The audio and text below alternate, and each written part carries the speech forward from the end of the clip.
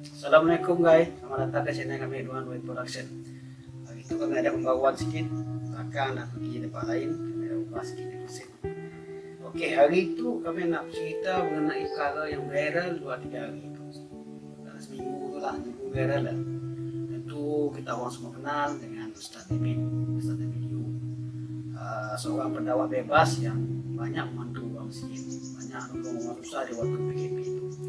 Tapi sedihnya ada juga segelintir insan yang tadi si suka dengan yang pun pekerjaan hanya bola ya. Sedangkannya bola ya jujur, yang ikhlas yang bola bantu orang susah. Kita nangga waktu PKP itu lah, kita nangga panggil manusia tu keluar semua. Baik mana yang ustaz kah, orang yang politik kah, apakah. Jadi yang jadi mangsanya adalah orang yang ikhlas dan bola sumbangan. Kita tu jadi viral bila nyamadah ataupun pada bulan ya nyamadahnya yang penting adalah sumbangan mana orang miskinnya yang apa itu karena sebelum itu viral juga dengan sedikit isu hanya memberi bantuan dengan tidak keluarga miskin di kita. Kami ada nangga video ya, kita orang akan nangga video di belakang adalah yang memberi sumbangan dan keluarga miskin, kami pun terasa tersentuh hati juga dengan keadaan situasi rumah keluarga yang miskin. Rumahnya terlalu daif, rumahnya Dayana terlalu daif. Kami rasa lah sebagai manusia biasa tu kita rasa si layak manusia yang tinggal di rumahnya. Dalam keadaan rumahnya banyak sampah, rumahnya si jadi mana bukannya dalam rumah kita orang yang sesuai untuk didiam oleh manusia. Rumahnya terlalu kotor, tempatnya tempat mandi pun kami tahu macam ni, tempatnya tidur macam ni. Dan kan nemu seorang pakcik ya yang lumpuh ya, dia tidur atas sampah lah. Bagi kami pun sampai hati je nak membiarkan dia macam dia. Jadi dengan ikhlas hati jadinya membantu lah keluarga yang untuk dapatkan rumah baru dan pindahkan pakcik ya daripada tempat yang kotor, tempat rumahnya yang rumah ya ke rumah yang lebih selesa. Sebenarnya ceritanya sebenarnya permulaan isu juga ya, salah satu daripada permulaan isu selain ada juga isu-isu yang lain. Jadi cerita itu jenis si lain nak kata orang terus kerja sumbangannya, hanya polanya sumbangannya, tapi isu dia tadi lalu jadi besar isu ya. Jadi kemungkinan orang yang ada risiko lah, mungkin ahli politiknya apa, ada juga komen kena si beritahu katanya, tidak hanya sebagai orang kuasa di kuasa-kuasanya kena si beritahu tidak sedekah pas semua seolah tadi bila nyebut sumbangan dengan keluarga yang daerah dia seolah negeri ya tadi nya membiarkan orang miskin yang berada di sini dalam keadaan susah tanpa bantuan. Sedangkan tidaknya ada madah, selama itu keluarga yang ada 5 bantuan daripada Kemal, 5 bantuan daripada pendidikan, semua kita bulan. Dan ada juga yang tanya madah, keluarga yang ada diniskan untuk pindah ke rumah baru. Sedangkan rumah baru dah ada lebih selesai tapi keluarga yang semua. Ada yang cerita juga keluarga yang ada bantuan tapi malas mengharapkan bantuan aja. Secara pribadi lah pandangan kami. Kita orang yang berada di atas, kita layak untuk memberi bantuan dengan orang miskin di bawah. Kebanyakan bantuan kita adalah sekadarnya untuk harta benda semata-mata. Harta benda semata-mata kita nak beri dengannya. Kadang manusia tu dapat dipujuk kita dengan harta benda juga. Dengan sekadar kita madah, apa nak senang kau siapa kau diam tu sebagai lagi. So kau kerja dengan malas tapi kami sih nyalah siapa-siapa di dalam pihak tu lah, nyalah siapa-siapa dalam pihak tu. Bagi kami lebih suka lagi dengan pendekatan dibola oleh Ustaz David. Pendekatan utama yang ngambil lah, dan yang ngambil hati orang ya, yang mujuk orang ya, caranya kelakar lembut, lemah lembut, Allah sayang kita, Allah sayang semua. Bukannya kita macam beri bantuan yang lalu minta ada gambar apa semua tu, baby tu apa semua, bukan macam dia. Yang memang manusia tu baiknya miskin, baiknya kaya, memang peranginya macam-macam. Tapi orang yang beri sumbangan dia pun kita kena nangga juga keikhlasannya macam ni. Orang ya, adakah sekadar tidaknya di kuasanya sekadar nak melepaskan batu tangga aja untuk sekadar bantuannya. Yalah kami tidak sinyalah siapa jadi siapa. Tapi pendekatan yang berbeza akan berimpact yang berbeza. Beri bantuan dengan cara itu akan dapat impact itu. Beri bantuan dengan cara emosi kita beri semangat katanya, kita akan dapat impact dia. Kami lebih lagi lah, lebih pandangan macam lagi. Mungkin ada sesuatu masalah dari segi apa nama kata orang, cara pemikiran adanya yang kita sampai tak siapa menyelami apa masalah pemikiran adanya. Sialah perlunya orang yang pandai minta pandai tadi. Bukan sekadar kita nak nyumbang bantuan. Sebaya kita ibitnya bukan uang sebarang, punya uang pakar motivasi. Pandai dengan hati orang cepat muncul dengan pindah ke rumah. Nah, dia jadi isunya yang paling besar. Dan yang terbaru kami nangga tadi tidak apa nama dia. Menteri besar siapun nya mata daya nang tak cukup beri bantuan. Dapat semua. Lupa miskin madah tadi. Ustaz Ibit ditunggah oleh Dapur Kiaman kerana mungkin ada aduan yang kira tadinya pola ya. Jadi saya dari Papua juga lah mengikut yang kami baca ya. Saya dari Papua sekadarnya nanya-nanya apa semua aja. Mungkin hanya memang ada aduan lah sebenarnya. Adalah seseorang yang ngadunya atau individu yang simpatinya ngadu jadi macam dia. Tapi nya dilepaskan dan di apa nama kata bang? Sini ditangkap lah. Yang cuma tadi mungkin ambil statement tertentu atas aduan yang orang ambil ya. Pastinya untuk 24 bulan hanya cuma nak berhenti rehat, mungkin rehat lah nak berhenti dulu daripada minta bantuan. Tapi polis si melarangnya, polis madah boleh teruskan yang pun sumbangan ya.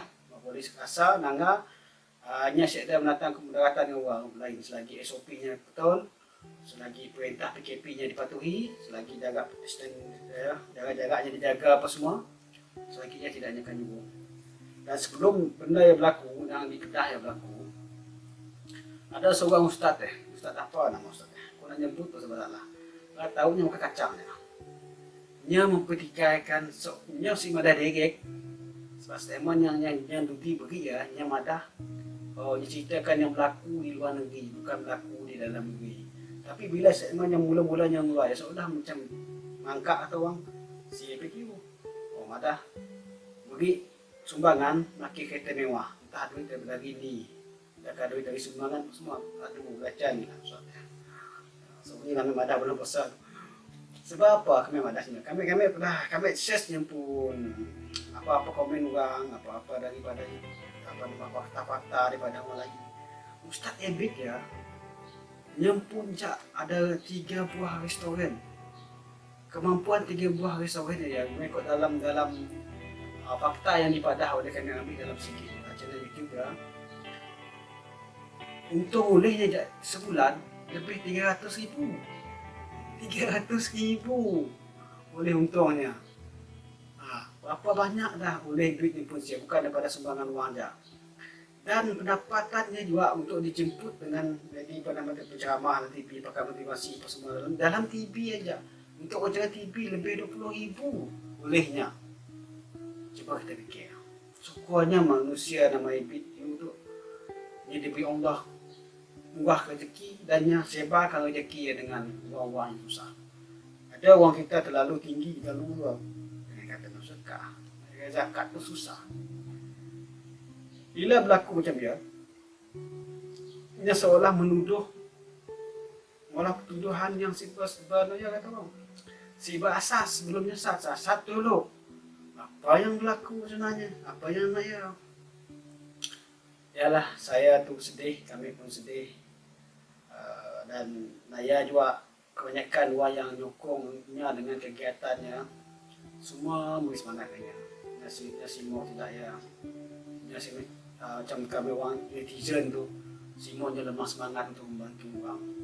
Ini kan apa yang orang kata. Orang yang kata yang pun dia belum mampu nak mengolah apa yang Ustaz Ebit boleh olah. Okey bos, ajak nak diceritakan kami mengenai isu-isu yang semasa waktu tu dan sama-sama lah kita dengar kata-kata yang beri oleh Ustaz Ebit dalam skim belakang dengan suaranya sekali. Ini keikhlasannya nak membantu kita sebagai manusia. Kita sebagai orang yang susah untuk yang ditolong, berterima kasih. Kita kasih tahu di luar waktu PKP itu orang asyik kerja, orang gaji hari, orang kuli, orang semua asyik kerja. Orang yang miskin, orang yang semua pada kemampuan, banyak sedang makan, yang harap bantuan. Ya, kita kena fikirkan juga. Kita fikirkan apa sumbangan kita dengan tidaknya, sumbangan kita dengan tidak, apa sumbangan kita mesti ada sumbangan kita. Sekadar kita nak kelakar aja dengan tamburan sibuk aja. Pola kerja dulu, buktikan, jangan cakap banyak. Okay guys, sama-sama kita tanda belakang. Betul ayat tu. Betul ayat tadi. Apa dia? Nabi selalu baca hujung ayat tu, hasbi Allah la ilaha illahu alaihi tawakkaltu wa huwa rabbul arsyil azim. 7 kali pagi, 7 kali petang. Baca. Kalau petang tu lupa baca, sebelum tidur baca. Hasbi Allah, dalam hati, cukup Allah untuk aku.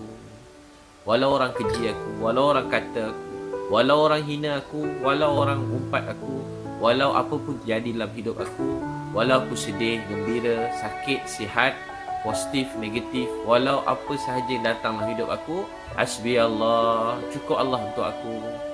Semua orang tinggalkan kita tak apa, sedih, berat, tapi jangan Allah tinggalkan kita. Semua orang benci, marah kita, kita sedih, penat, takut juga, saya pun takut. Tapi kalau Allah marah kita, itu yang paling berat sekali dalam hidup ini.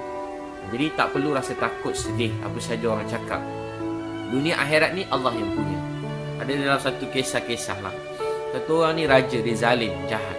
Sepanjang hidup dia buat jahat. Satu hari dia kena orang geram dia kat kampung tu, kisah Nabi Zakaria tulis, dia kena bakar masuk dalam periuk. Dia cerita-cerita, dia pun ucap la ilaha illallah, la ilaha illallah, la ilaha illallah.